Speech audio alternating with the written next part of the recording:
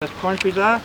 Around the corner there was a wall of gold behind a waterfall that was shot over, and that was very rich. So they thought between the two they would dig in here and strike the same reef. The reef running on an angle like this, and there were several of them.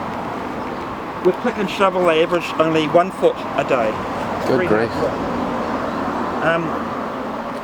They kept digging for months.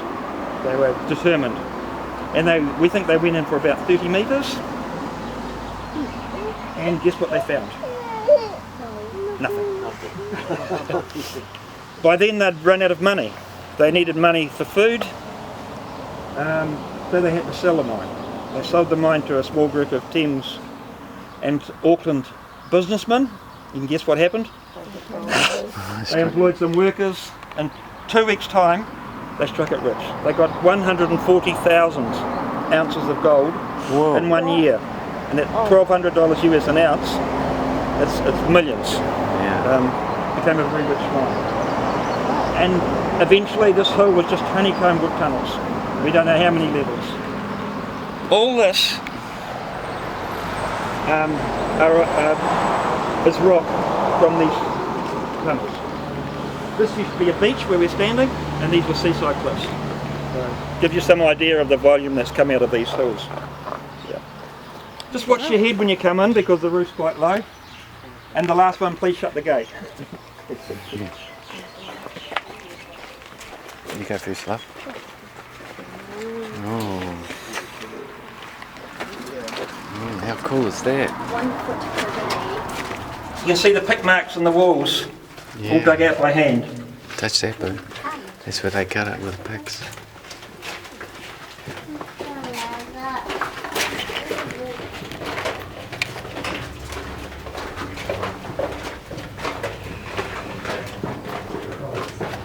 Wow. Isn't that cool? Yeah.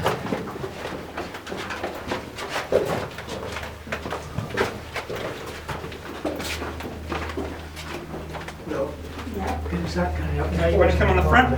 He's friendly. I didn't realise that was there.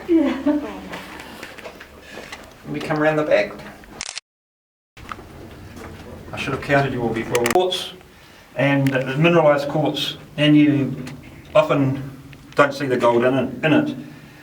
So this would be pushed out to be crushed in the stamper battery, which we've got in here. There's a slight slope down here, so that would help, but it was still hard work, and he would work 12 hours a day, 6 days a week, and paid in shillings, maybe £2 a month. He didn't become rich, but the shareholders became rich in this mine. And a lot of their wages went into the local hotels. There used to be 108 hotels in Thames. Most of them just shacks and tents. But these guys worked hard and they played hard. Go through here. 8 hours to drill a hole for explosives.